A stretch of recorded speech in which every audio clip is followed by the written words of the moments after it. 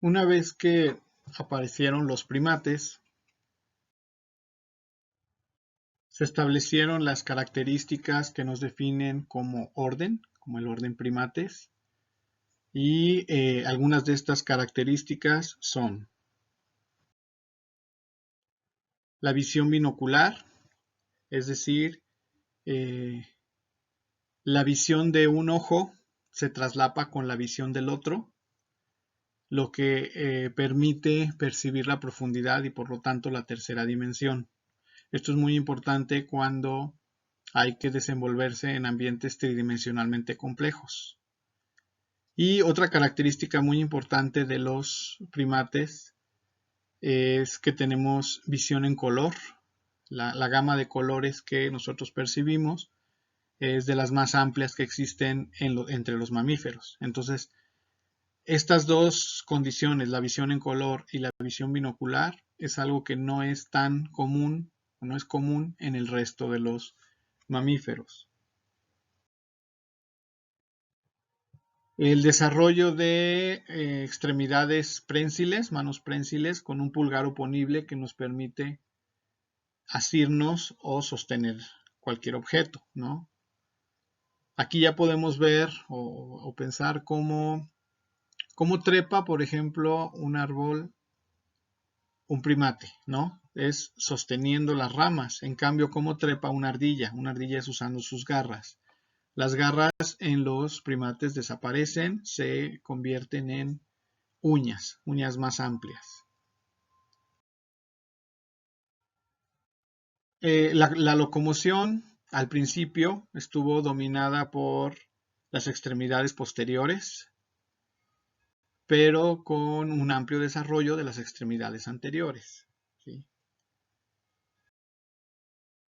Los ambientes en los que se desarrollaron los primeros primates eran tridimensionalmente complejos. Me explico. Estaban constituidos eran selvas tropicales en donde existen una gran variedad de árboles con diferentes niveles de ramas. Y estas ramas se acercan, las de unos árboles, a las de los otros. Entonces el desplazamiento podía ser sin ningún problema, con ciertos saltos de una rama a la otra, y se podían desplazar de un árbol a otro sin ningún problema. Y también dentro de los niveles de ramas dentro de un árbol, ¿no? Entonces eso era el ambiente normal en el que se desarrollaron.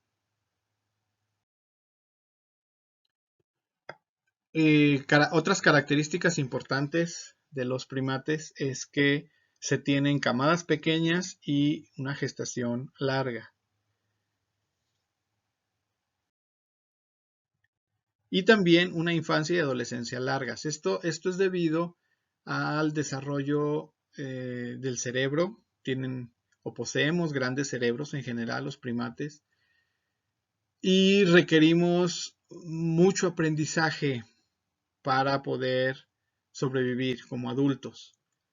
El entrenamiento y el aprendizaje es muy importante. El juego también es muy importante dentro del desarrollo cognitivo.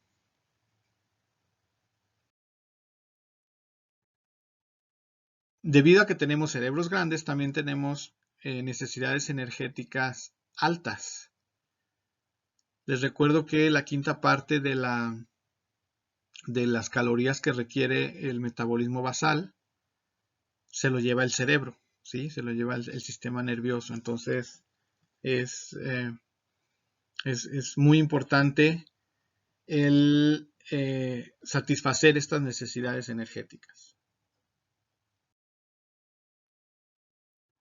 Y al vivir en ambientes en donde los recursos alimenticios son relativamente abundantes, nos hicimos al principio, los primates, muy selectivos con el tipo de alimentos. Se buscaba los que tuvieran mayor valor energético. Y por ejemplo, una de las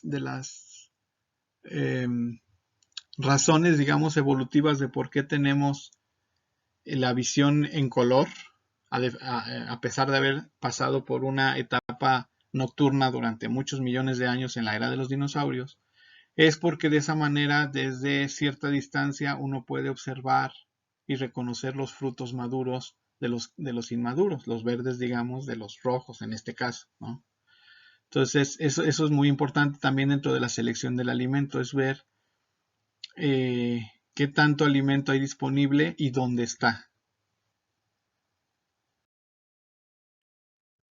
Los primates también tenemos una alta sociabilidad. De hecho, en general, los primates somos sociales, salvo algunas contadas excepciones, como por ejemplo los orangutanes, que son solitarios, o la mayor parte del tiempo lo son. Los primates vivimos en grupos, ya sea pequeños o grandes, y tenemos relaciones sociales muy complejas. Entonces, esta primer radiación evolutiva de primates se dio desde fines del Paleoceno y ya para el Eoceno, hace unos 55 millones de años, ya se encuentran algunos géneros, aquí están dos mencionados, ya de ciertos linajes que darían origen a los primates modernos. Estoy hablando de los lemures y de los tarseros, por ejemplo, ya estaban representados en el Eoceno. Cabe aclarar que el mundo, bueno, pues seguía todavía muy cálido, todo el Eoceno hubo un pico de temperatura y los primates prosperaron en las selvas tropicales o de tipo tropical, pero de latitudes boreales. Estoy hablando de Norteamérica y de Europa, por ejemplo. Pero posteriormente ya invadirían las zonas ecuatoriales. Eso sucedió un poco después. Es decir, el centro de origen de los primates es el Eurásico, es del norte, pero luego ya llegarían hacia el sur. Tenemos a este género, por ejemplo, de ese momento, Darwinius, localizado en Alemania. Es dedicado a Darwin, como es obvio por el nombre. Fue descubierto desde los años 80 del siglo XX, pero fue publicado en el 2009, el año del bicentenario del nacimiento de Darwin. Y fue más o menos para ese tiempo, hace unos 50 millones de años, en pleno Eoceno, cuando los monos, los primeros monos, sufren una bifurcación evolutiva, digamos. Tenemos a los platirrinos, que están aquí en la parte superior de la imagen, que son, actualmente se conocen como los monos del Nuevo Mundo, los monos americanos, que tienen colas prensiles, por ejemplo. Y los catarrinos, que son los que están en la parte inferior, que es la línea de la que descendemos los humanos, ¿sí? O sea, ya los platirrinos los dejamos de lado. Para fines del Eoceno y el paso al Oligoceno, empezó a haber cambios climáticos importantes. Y entonces los bosques que antes eran de tipo tropical, muy cerrados, se empezaron a hacer bosques más abiertos, de otro tipo de árboles. Y ya no eran tan complejos tridimensionalmente. Esto hizo que, por ejemplo, el desplazamiento de un árbol a otro ya no se diera con un simple salto. Algunos monos, y específicamente los del linaje humano, desarrollaron lo que se llama el braceo. Y me refiero a utilizar sus brazos precisamente y balancear su cuerpo para poder saltar de una rama a otra o pasar de una rama a otra de cuando los árboles ya no están tan próximos uno al otro, ya no se entrelazan las ramas, ¿no? Eso, por ejemplo, lo hacen muy comúnmente en la actualidad los gibones. Y es un rasgo evolutivo innato que todavía existe en los humanos, en los niños, y luego se pierde en los adultos. Si uno como adulto no es un gimnasta, pues realmente ya no, el braceo no es tan sencillo y tan natural como lo es en un niño, ¿no? Pero para los niños es muy natural poder sostenerse con sus brazos. También para este tiempo, por el nivel evolutivo alcanzado en cuanto al cerebro, es cuando se dan, por ejemplo, dentro de las relaciones sociales, ciertas coaliciones o ciertos, eh, digamos, como amistades entre ciertos grupos de monos. Estoy hablando de una tropa completa, no sé, hablamos de 120 monos. Quizás algunos, sobre todo adolescentes y jóvenes y todo esto, eh, se asocian y hacen actividades juntos. Por ejemplo, pueden ir a explorar un nuevo lugar, pueden ir a traer alimento a otro lugar, pero esas asociaciones no tienen nada que ver ni con jerarquías ni con nada sexual. Es decir, podemos decir, digamos, que estas son las raíces evolutivas de la amistad humana, ¿no? Humana y de otros monos más avanzados, pues, más avanzados que estos. Eh, al pasar al Oligoceno, los ambientes se hicieron un poquito más fríos o menos cálidos. Entonces, los bosques en latitudes boreales, los bosques tropicales se fueron sustituidos por bosques templados. Muchos de los monos, algunos pues ya digamos, se refugiaron en las zonas tropicales, en las zonas ecuatoriales, pero otros, digamos que se fueron adaptando a estos ambientes y por lo tanto a tener que bajar de los árboles para poder ir de un lugar a otro. Y eso los hizo más terrestres. Y en este punto tenemos, por ejemplo, al Oligopithecus.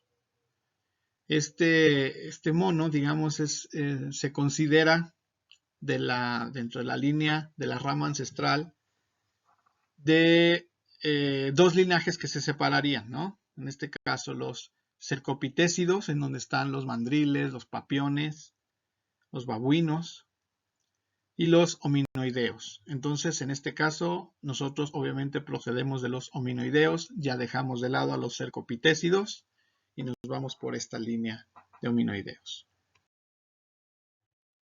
Y dentro de esa línea se desarrolla mucho ya el desplazamiento en el suelo. De hecho, digamos que se fue alternando el caminar de manera bípeda y cuadrúpeda, ¿no? Es como un principio.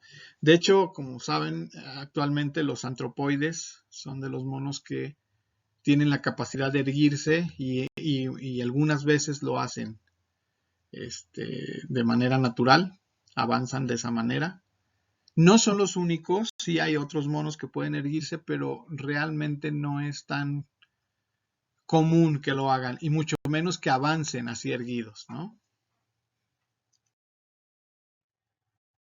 Siguen los cambios climáticos, pasamos al Mioceno.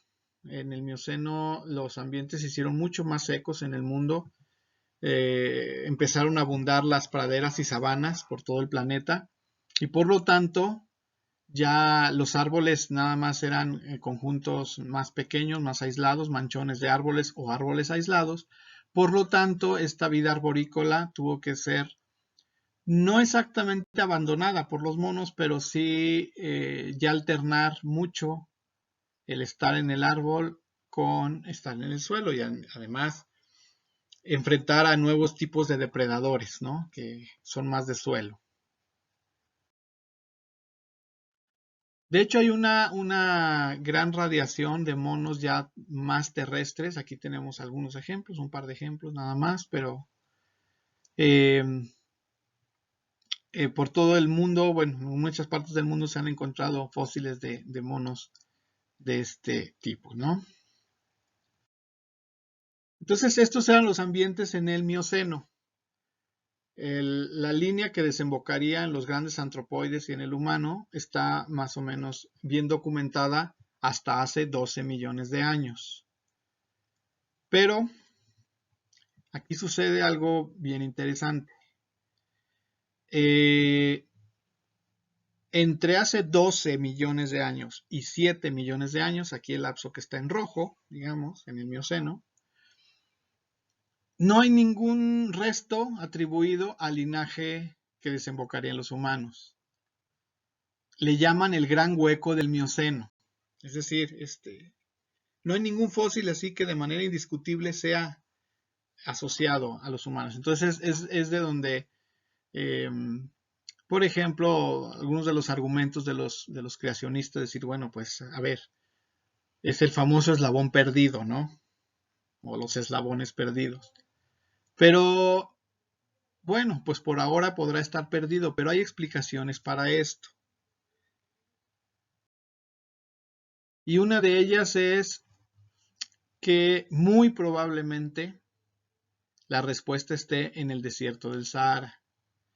En esa zona se han encontrado, bueno, en los bordes de esa zona, se han encontrado los fósiles más antiguos humanos que comenzaron hace, digamos, 7 millones de años, después de ese hueco del Mioceno. Aquí el problema es que lo más seguro es que los fósiles que buscamos, que necesitamos, están en medio del desierto.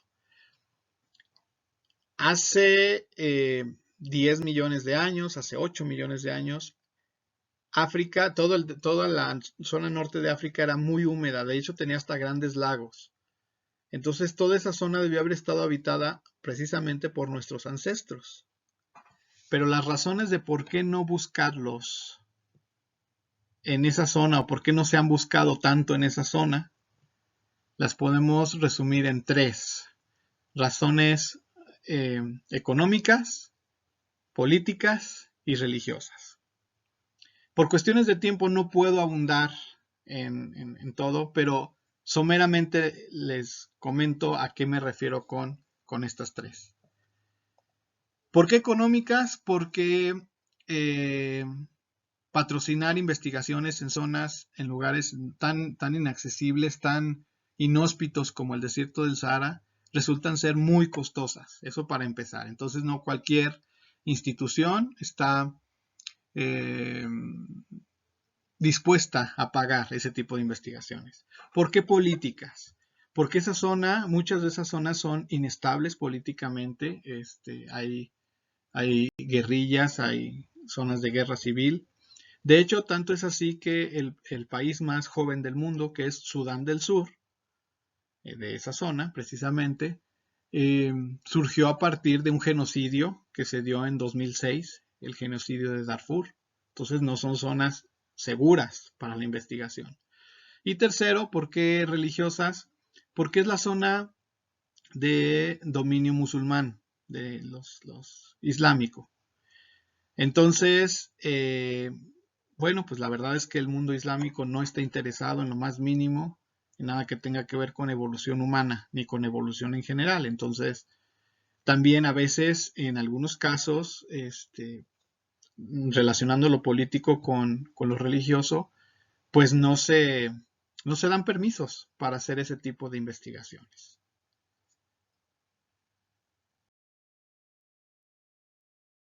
Y bueno, pues continuaremos en el próximo video.